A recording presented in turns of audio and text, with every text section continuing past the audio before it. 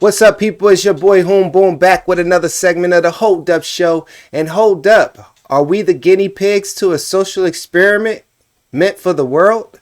Today we're going to be reviewing a clip from a Tucker Carlson interview as they discuss how certain governments or certain entities or institutions are socially engineering us into whatever direction they want us to go. Let's get into it.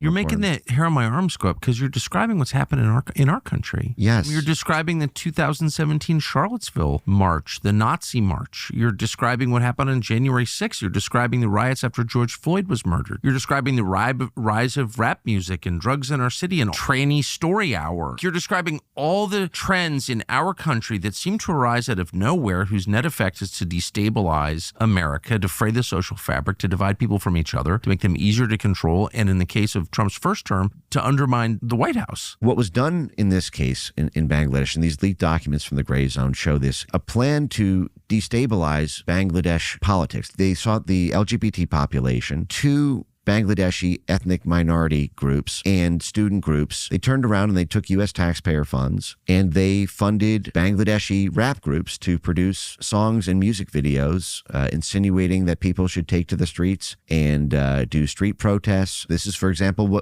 how we end up funding terrorist groups and paramilitaries. It's the coalition of the fringes and the extremes and the weirdos and the criminals and the prostitutes. What you're describing that we did in Bangladesh is what's happened here. And so it raises the question, like, was that all by design also? And of course it was. So there you have it. The clip from a Tucker Carlson interview explaining a social engineering destabilization of a nation in Bangladesh. The same playbook that was used here to destabilize us, to cause the separation, to cause these weird things to now become normalized. Those experiments start here, whether in small or large doses, and then they take whatever was successful and then use it in other areas that they want to take over and want to control. You heard the man say that when they went to Bangladesh with the guys to destabilize their country and their government, who is the people that they tapped? They tapped minority groups, LGBT groups, things of that nature, right? Sound familiar, right? Well, when mostly uprises or uproars happen in America, normally the seed for that idea or the seed for that institution or group coming together to, protest against something or bring awareness to something, it usually happens on a college campus or from some institution or organization that springs out of nowhere, i.e. Black Lives Matter, i.e. Antifa. They come out of nowhere. You've never heard of them, but all of a sudden they're a thing and they're everywhere and they got tons of money to fund their war, whatever their war is, right? So when we seen with the BLM riots and things of that nature, they had the money to bail out these people, especially these celebrities that was out there for the photo ops. They go out there, yell a little bit, and then police would calmly come take them away. While you would see other clips of police beating down other protesters or protesters acting unruly and just, just showing just bad behavior, just poor judgment for something that they were probably paid to go do, probably paid to incite this violence, this riots, these feelings, or these movements, right?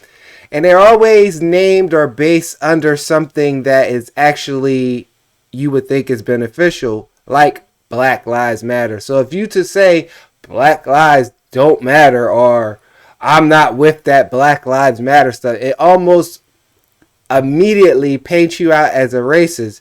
But if you would turn around and you would hear a black man say, "Oh, I don't mess with Black Lives Matter," then you would look at him like, "Oh, you must be some type of coon or something, or not down for your people, or you're just confused." But that actual person, black person, individual, might be aware that of the games that are being played on us, the mental warfare, the psychological and social warfare that they put on us, so that if you were to be on camera saying, "I don't mess with Black Lives Matter," and you're a black man, it would make you look, it would cause confusion amongst your people, and may even cause you backlash. When the whole campaigning was going on for the presidency, you as a black individual could not talk bad about Kamala Harris, or you could not say that she was not a legit black person or any of that if you were a person of color, because that would be deemed as you are hating on your own people, you are being misogynistic, you got a problem with women, you got a problem with women of color, why would you talk about your own people like that, this, that, and the third. Even though in actual facts, because everyone doesn't know, in actual facts, the things that we were discussing and had problems with a certain candidate were actually true, factual. But people were so caught up in their emotions of what they see that it's no way you should be going against this quote unquote black woman for a white man. So as you see, when Tucker was labeling the things that he seen, or the things that he was like, that's happened here, that's happened with the rise of rap music. Well, we all heard the story about rap music being the catalyst to hypnotize our young black culture into becoming these gang affiliated, violent, entities that end up in private prison systems that are overcharging your state and local and federal governments for the funding that they claim they need to run these prisons and house these inmates. So when I always heard the term, even when I was like 16 or 17, of the older, whether they be just knowledgeable brothers or Israelites or whatever they were, telling us like, yeah, this is slavery. You don't want to be in here. You're in here working for 50 cents an hour, building a road or digging a ditch for whatever, and they're in here getting $80,000 to $100,000 per head from the feds, from the state, from the local government, from whoever, to house us in here, and their contract states that they must be full at all times. So they are willing to take on more than they can actually house, because they just want you on the books to get that funding of that 80 grand, 100 grand, or whatever it is for them housing you from the government. Even though we know what, they give you 3-4 outfits, maybe, and you get 3 hots in the cot.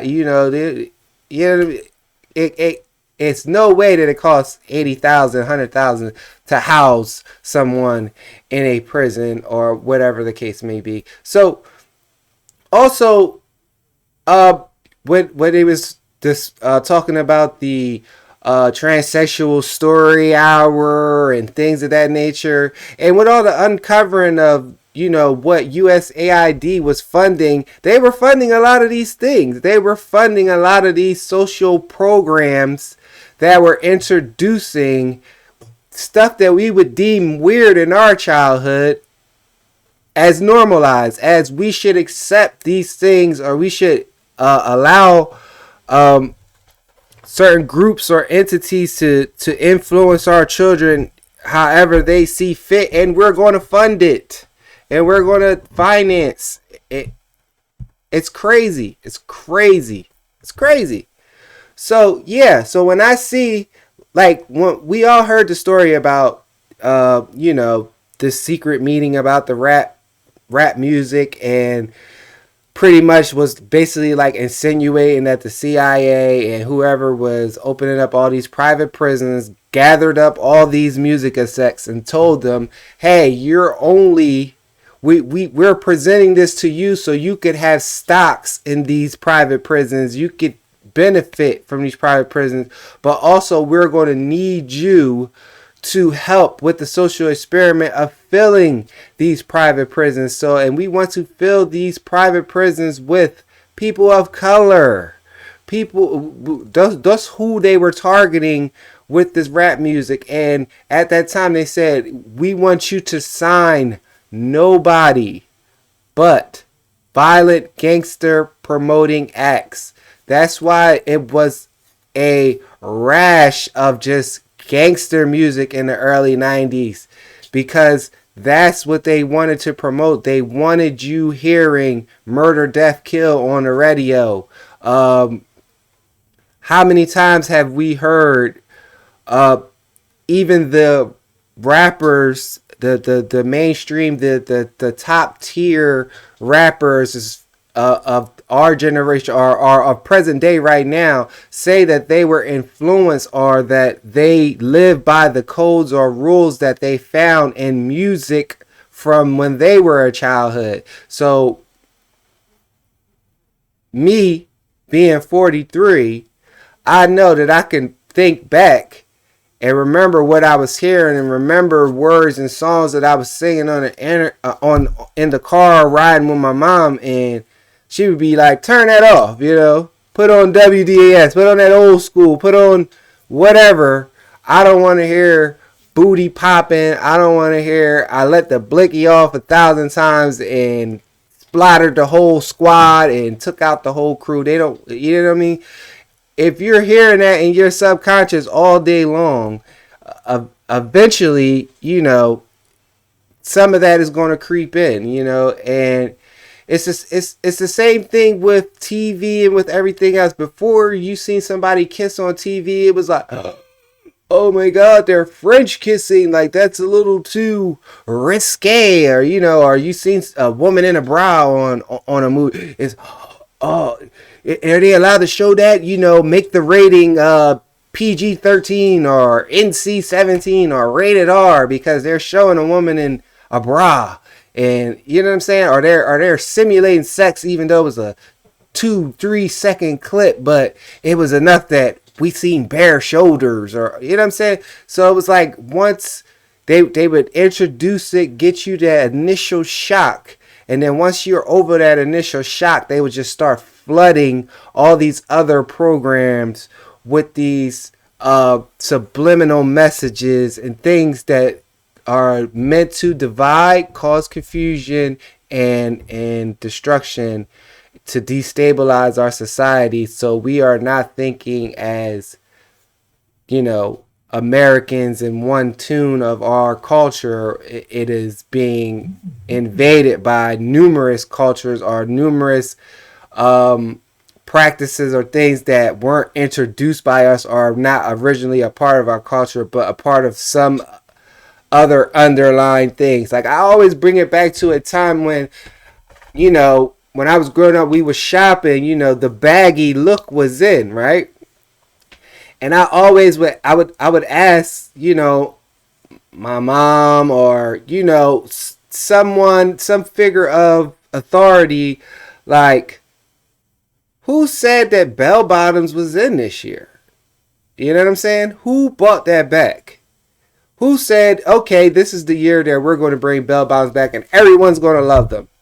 And before you could go out your door to go buy a pair of jeans or just go window shopping, you can't find a regular pair of jeans anywhere. They're all bell bottoms. So you have no choice but to preserve and hold on to the genes that you like and the genes that fit you well, because you can't find them anywhere anymore. There's nothing but bell bottoms in the store.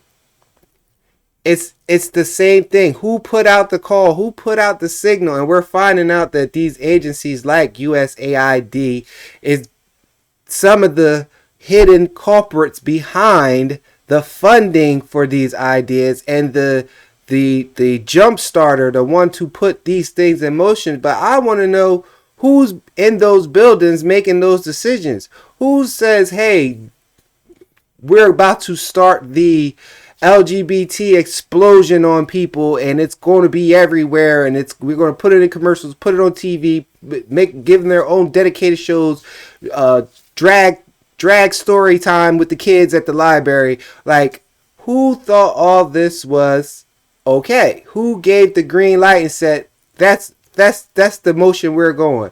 Or who gave the motion to say, hey, we only want you guys to promote gangster music? No. Matter of fact, this year we want you to promote gangster music, but put all of them in a dress, in a bra, and a not a bra. Give them a merce or a man purse or whatever you want to call it, right? Because these terms didn't exist, and these no man would ever think, oh, let me put on a dress to go rap. You know what I'm saying? Like, so that just makes you think like there is a bigger play at hand. And we are their programmable guinea pigs, because they have been successful in programming so many things onto us and then taking what was successful here, because everyone is influenced by America around the world, which may be another social experiment, because they might not really be influenced by all of us. They might just be forced onto them in a way to make it seem like we're the most influential country. But really, if there's a plan behind it, you know what I'm saying? Like, it's just crazy. It's just crazy. But we are their guinea pigs, the United States of America. And whatever works on us to get us to blow in whatever direction they want us to go, far as with their agenda, they take it across the world. So I want to know your thoughts. Like, subscribe, comment, share, get the word out, help the channel grow. It's your boy Hoom Boom. And are we the programmable guinea pigs for the rest of the world? Are we the social experiment that they unleash on the rest of the world?